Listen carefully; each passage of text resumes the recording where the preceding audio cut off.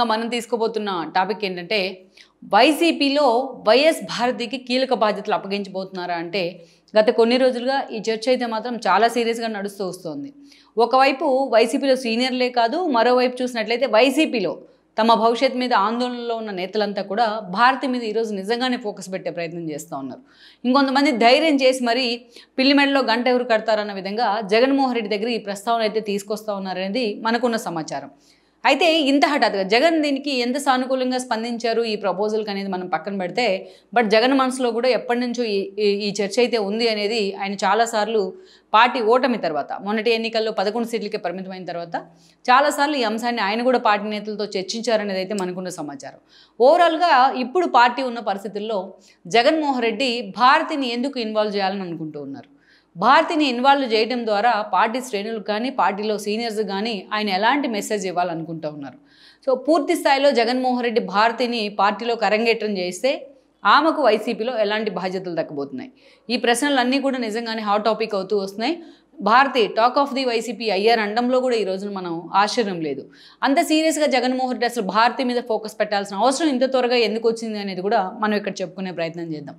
అందుకంటే ముందుగా భారతి ఇన్వాల్వ్మెంట్ అటు పార్టీలో కావచ్చు, జగన్మోహన్ రెడ్డి ఇష్యూస్లో కావచ్చు, ఆమె ఇన్వాల్వ్మెంట్ని కూడా ఇక్కడ మనం ఒకసారి హైలైట్ చేసుకోవాలి. ఒక మాటలో చెప్పాలంటే ఆమె అతడి సైన్యం తరహాలో భారతి జగన్మోహన్ రెడ్డి కోసం పనిచేస్తూ వచ్చారు. జగన్మోహన్ రెడ్డి ఎప్పుడైతే తన తండ్రి మరణం తర్వాత పార్టీ పెట్టారో అప్పటి నుంచే భారతి ప్రపంచానికి తెలుసు జగన్మోహన్ రెడ్డి ఏదైతే భార్యగా అండ్ దెన్ వైఎస్ కోడలిగా. అప్పటిదాకా కూడా భారతి పేరు అంతగా ప్రచారంలో లేదని అనుకోవచ్చు, 100% లేదు కూడా. అక్కడి నుంచి మనం చూస్తే పార్టీ పెట్టిన కొద్ది రోజులకి ఆయనకి జైలుకి వెళ్తే ఆ రోజు తల్లి చెల్లి ఆయనకు అండగా నిలబడ్డారు, ఆయన కోసం ప్రచారం చేశారు, అటు షర్మిల దగ్గర నుంచి విజయమ్మ దాకా. అప్పుడు భారతి లాంటి వాళ్ళు పార్టీలో యాక్టివ్ రోల్ తీసుకునే ప్రయత్నం జరిగినా బట్ విజయమ్మ లాంటి వాళ్ళని సెంటిమెంట్ని ముందు పెట్టి పార్టీని నడిపిద్దామని జగన్మోహన్ రెడ్డి అనుకున్నారు. అందుకే ఆ రోజు వైఎస్ విజయమ్మకి గౌరవ అధ్యక్షుల పదవి కూడా ఇవ్వడం జరిగింది. ఆమె పార్టీ ఇష్యూస్లో ఇన్వాల్వ్ అయితే అందరినీ షర్మిల పార్టీ తరఫున ప్రచారం చేసుకోవడం కానీ, పాదయాత్రలు చేయడం కానీ, ఒక మహిళగా తనంతట తానుగా పాదయాత్ర చేస్తూ రికార్డులు కూడా సృష్టించారు. వేరేజ్ అప్పుడు భారతీయ రోడ్ ఎలా ఉండేది అంటే జగన్మోహన్ రెడ్డి తరపున ఆయన మీడియా కోసం పనిచేస్తూ ఉండేవాళ్ళు. చాలా సీరియస్గా మీడియాలో జగన్మోహన్ రెడ్డి మీద ఆర్టికల్స్ రాసివ్వడం దగ్గర నుంచి, ఆయన అరెస్టును ఖండిస్తూ ఆర్టికల్స్ రావడం దగ్గర నుంచి అనేక రకాలుగా నిజంగానే అక్కడ పనిచేసే వాళ్ళందరినీ ఒక సైనికుల్లా పనిచేయించడంలో ఆమె కొంతమేరకు సక్సెస్ అనుకోవచ్చు. అదేవిధంగా పార్టీలో తీసుకునే కీలక నిర్ణయాల్లో కూడా పైకి కనిపించకపోయినా ఆమె భాగస్వామ్యం అవుతూనే వచ్చారు. అలా సుదీర్ఘకాలం జగన్మోహన్ రెడ్డి మీడియా బాధ్యతలను అయితే మాత్రం ఆమె చూస్తూ వచ్చారు. అయితే 2014లో పార్టీ ఓడిపోయిన తర్వాత జగన్మోహన్ రెడ్డి, ప్రశాంత్ కిషోర్ లాంటి వాళ్ళ వ్యూహాలతో ఆ రోజు పాదయాత్ర మొదలు పెడతాం జరిగింది. సుదీర్ఘకాలం జగన్మోహన్ రెడ్డి పాదయాత్ర రూపంలోనూ, ఇటు ప్రచారం రూపంలోనూ, అదేవిధంగా చూస్తే ఇటు కోర్టు కేసుల రూపంలోనూ ఆయన చాలా బిజీగా ఉండే ప్రయత్నం చేస్తే అప్పుడు భారతీయ పార్టీలో నిజంగానే ఇన్వాల్వ్ అయ్యారు. కొన్ని కీలకమైన డెసిషన్స్ మేకింగ్ విషయంలో కూడా భారతీయ ఇన్వాల్వ్మెంట్ అప్పటి నుండే ఉంటా వచ్చింది అనేది అందరికీ తెలిసిన వాస్తవం. అయితే భారతీయ పేరు అంత ప్రముఖంగా వినిపించిన ఎపిసోడ్ మాత్రం 2019 ఎన్నికలకు ముందే. ఎప్పుడైతే తన సొంత ఇంట్లో, పులివెందులోని తన సొంత ఇంట్లో జగన్మోహన్ రెడ్డి సొంత బాబాయ్ వివేకానంద రెడ్డి మర్డర్కు గురయ్యారో చాలా క్రూరంగా, ఆ ఎపిసోడ్లో భారతి పేరు అప్పట్లో ప్రముఖంగా వినిపించింది. తర్వాత కొద్ది రోజులకి వాళ్ళ తండ్రి చనిపోయిన తర్వాత కూడా అంతే ప్రముఖంగా వినిపించింది. దెన్ ఆ ఎపిసోడ్ తర్వాత 2019 ఎన్నికల్లో దాన్ని ఒక సెంటిమెంట్ అస్త్రంగా వాడుకుంటూ జగన్మోహన్ రెడ్డి 151 సీట్లతోనే ఒక సీఎం కావడం జరిగింది. దెన్ ఆ తర్వాత భారతి ఇన్వాల్వ్మెంట్ నిజంగానే ఎక్కువైంది ప్రభుత్వం మీద. విజయసాయి రెడ్డి లాంటి వాళ్ళు ఉంటే పార్టీని క్షేత్రస్థాయి నుంచి కూడా లైమ్లైట్లో పెడుతూ వచ్చారు. పార్టీకి ఆర్థికంగా అండగా నిలబడేలా చాలామందిని మొబిలైజ్ చేయగలిగారు. జాతీయ స్థాయిలో బీజేపీ, టీడీపీ పొత్తులు వికటించడంతో పాటు అటు అమిత్ షా, మోడీ లాంటి వాళ్ళని వైసీపీకి, జగన్మోహన్ రెడ్డికి దగ్గర చేయడంలో ఆయన కీ రోల్ ప్లే చేశారు. బట్ అలాంటి విజయసాయి రెడ్డి మీద జగన్మోహన్ రెడ్డి అంత నమ్మకం పెట్టుకుంటే వన్స్ పార్టీ అధికారంలోకి వచ్చిన తర్వాత విజయసాయి రెడ్డిని క్రమంగా దూరం చేస్తూ వచ్చారు బికాజ్ ఆఫ్ సజ్జల రామకృష్ణారెడ్డి కారణంగానే. ఎందుకంటే సజ్జల రామకృష్ణారెడ్డి అప్పటిదాకా మీడియా పరంగానే కీలకంగా ఉంటూ వచ్చారు. వన్స్ విజయసాయి రెడ్డిని దూరం చేసే కొంది ఆయన ఎప్పుడైతే అమరావతిని వ్యతిరేకిస్తూ 3 రాజధానుల నిర్ణయం తీసుకున్నారో జగన్మోహన్ రెడ్డి, ఉత్తరాంధ్ర బాధ్యతలు ఇస్తూ విజయసాయి రెడ్డిని అటు పంపించడం జరిగింది. అప్పటి నుంచి కూడా ప్రధాన సలహాదారుగా సజ్జలను తీసుకొచ్చి అక్కడ ప్లాన్ చేయడంలో భారతీ పాత్ర చాలా కీలకం. ఎందుకంటే సజ్జల రామకృష్ణారెడ్డి భారతికి దగ్గర బంధువు కూడా. సో అలా భారతీయ జమానా జగన్ సీఎంగా ఉన్నప్పటికీ భారతీయ జమానా అయితే నడుస్తూ వచ్చింది. అటు పార్టీలో కావచ్చు, ఇటు ప్రభుత్వంలో కావచ్చు. అటు జగన్మోహన్ రెడ్డి మీడియా బాధ్యతలు కానీ, అదేవిధంగా ఆయన వ్యాపార వ్యవహారాలు కానీ చూసుకుంటూనే ఒంటి చేత్తో ఇటువైపు పార్టీలో ప్రభుత్వంలో కూడా భారతీయ కీలక భాగస్వామ్యం అవుతూ వచ్చారు. అందుకే సజ్జల రామకృష్ణారెడ్డి లాంటి వాళ్ళ మీద, ఆయన కొడుకు భార్గవ రెడ్డి మీద ఎన్ని విమర్శలు వచ్చినా కూడా జగన్మోహన్ రెడ్డి ఎక్కడ 5 ఏళ్ల పాటు వాళ్ళని తీసి పక్కన పెట్టలేదు. అందుకు భారతే కారణం అనేది ప్రతి ఒక్కరికి కూడా తెలుసు. ఇక అంతకంటే ఆ తర్వాత మనకి కీలకంగా ఒక పేరు, ఆమె పేరు ప్రముఖంగా వినిపించిన ఇష్యూ ఏంటంటే, ప్రత్యేకించి వివేకానంద రెడ్డి మర్డర్ కేసు విషయంలో జగన్మోహన్ రెడ్డి ఎన్నికలకు ముందేమో సిబిఐ ఎంక్వైరీ కోవడం జరిగింది. ఎన్నికల అనంతరం తాను సీఎం అయిన తర్వాత ఆ సిబిఐ కన్సెంట్ను వెనక్కి తీసుకోవడం జరిగింది. అప్పుడు సునీత జగన్మోహన్ రెడ్డి నిజ స్వరూపాన్ని గమనించి ఆమె బయటకు వచ్చారు. జగన్మోహన్ రెడ్డి మీద అప్పటి నుంచి పోరాటం మొదలుపెట్టారు. ఎక్కే గడప దిగే గడప అన్న తేడా లేకుండా ఆమె చేసిన పోరాట ఫలితమే తాడేపల్లి లింకులు కూడా బయటికి రావడం జరిగింది. అటు భారతీయ పిఏ నవీన్ మొదలుకొని జగన్మోహన్ రెడ్డి, ఓఎస్టీ కృష్ణమోహన్ వరకు అందరినీ కూడా సిబిఐ ఆ రోజు విచారించింది.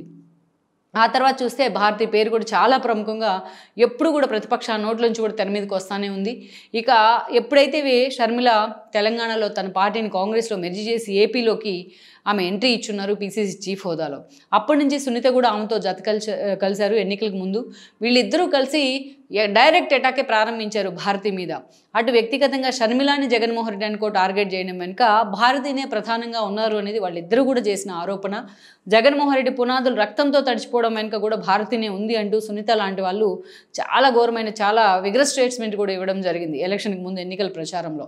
నేను ఇదంతా నడుస్తూ వస్తున్న సమయంలోనే ఆ రోజు భారతి పేరు ప్రముఖంగా వినిపించింది. అయితే ఒక దశలో భాస్కర్ రెడ్డి అరెస్ట్ అయ్యారు. సునీత చేసిన పోరాటం ఫలితం కావచ్చు, వివేకానంద రెడ్డి మర్డర్ కేసు విషయంలో భాస్కర్ రెడ్డి అరెస్ట్ అయ్యారు. అవినాష్ అరెస్ట్ కావాల్సి ఉన్నప్పటికీ కూడా జగన్మోహన్ రెడ్డికి పార్టీ ఏదైతే బీజేపీ పెద్దలతో ఉన్న లింకుల కారణంగా అవినాష్కి అయితే ఎగ్జామ్షన్ వచ్చింది అనే చర్చ కూడా జరిగింది. ఇన్ కేస్ అవినాష్ అరెస్ట్ అయినట్లయితే ఆ ప్లేస్లో ఎవరో ఒకరు పార్టీ వార్తలు తీసుకోవాలి కాబట్టి అవినాష్ రెడ్డి అరెస్ట్ అయితే భారతిని ఎంపీగా పోటీ చేస్తారనే ఒక దశలో చర్చ జరిగింది. అలా చాలా సీరియస్గా భారతి పేరు అయితే తెర మీదకి వచ్చింది ఎన్నికలకు ముందు. కానీ ఆ దిశగా వర్కౌట్ మాత్రం జరగలేదు. ఎందుకంటే అటు అవినాష్ లాంటి వాళ్ళు కూడా అరెస్ట్ కాలేదు. ఒక దశలో జమ్ములమడికి నుంచి సుధీర్ రెడ్డిని పక్కన పెట్టి భారతిని పోటీ చేస్తారు నెక్స్ట్ ఎలక్షన్స్లో అనే చర్చ కూడా తెర మీదకి వచ్చింది. అని ఆ దిశగా కూడా వర్కౌట్ జరగలేదు. బట్ పేరైతే మాత్రం భారతి పేరు చాలా ప్రముఖంగా 2024 ఎన్నికల ముందు వరకు ప్రచారంలోకి వచ్చింది. కానీ ఈరోజు 2024 ఎన్నికల్లో వైఎస్ఆర్సీపీ ఒక ఘోర పరాజయాన్ని మూటగట్టుకుంది. కేవలం జగన్మోహన్ రెడ్డికి 11 సీట్లే వచ్చాయి. ప్రతిపక్ష హోదా కూడా నీకు పనికిరాదు అంటూ కూడా ఈరోజు జనం మ్యాండేట్ ఇచ్చిన పరిస్థితి అయితే ఉంది. ఇలాంటి సిచ్యువేషన్లో ఈ రోజున జగన్మోహన్ రెడ్డి చాలా సీరియస్గా ఆలోచన చేస్తూ ఉన్నారు. తాను ఎప్పుడైతే ప్రతిపక్షానికి పరిమితమై కనీసం హోదా కూడా దక్కించుకోలేని పరిస్థితిలో ఈరోజు అసెంబ్లీకి ముఖం చూపించుకోలేని సిచ్యువేషన్లో ఉన్నారు ఆయన. ఒకవైపు ఎమ్మెల్సీలు వెళ్ళిపోతున్నారు, ఇంకోవైపు రాజ్యసభ సభ్యులంతా వెళ్ళి అధికార పార్టీ వైపు వెళ్తూ ఉన్నారు.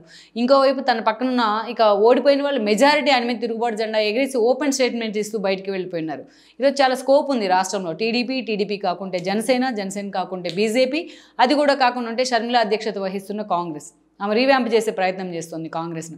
ఇంత వ్యాక్యూమ్ ఉంది, ఇంత స్కోప్ ఉంది కాబట్టి ఇతర పార్టీలో ఈరోజు జగన్మోహన్ రెడ్డితో ఉండాలని ఎవరు అనుకోవట్లేదు.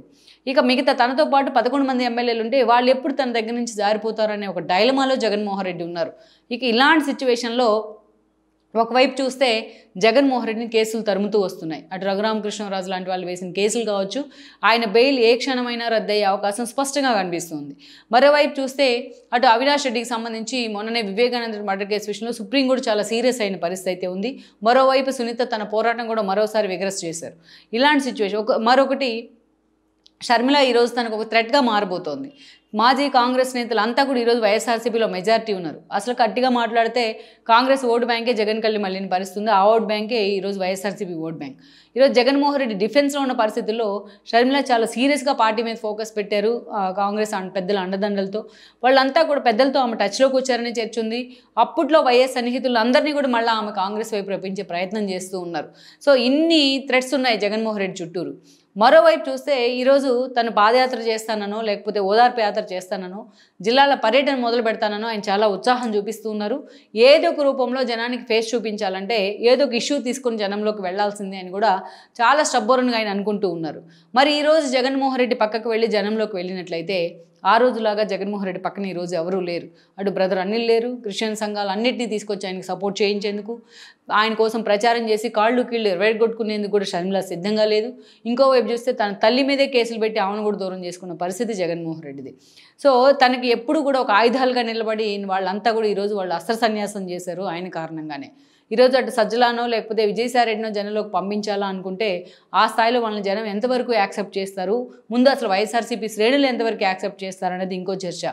ఎందుకంటే ఐపాక్ని మళ్ళీ తీసుకొస్తానంటేనే ఈరోజు పార్టీ శ్రేణులు ఒప్పుకోని సిచ్యువేషన్ ఉంది. ఇలాంటి పరిస్థితుల్లో జగన్మోహన్ రెడ్డి ఈరోజు ఒంటరి అవుతూ ఉన్నారు. తాను ఒంటరిగా ఈరోజు జనంలోకి వెళ్ళే ప్రయత్నం చేస్తే అటు పార్టీని లీడ్ చేయాల్సిన పరిస్థితిలో ఒకరు ఉండాల్సిన అవసరం ఉంది. అందుకే ఈరోజు భారతి గురించి అయితే ఆయన ఆలోచన చేస్తూ ఉన్నారు.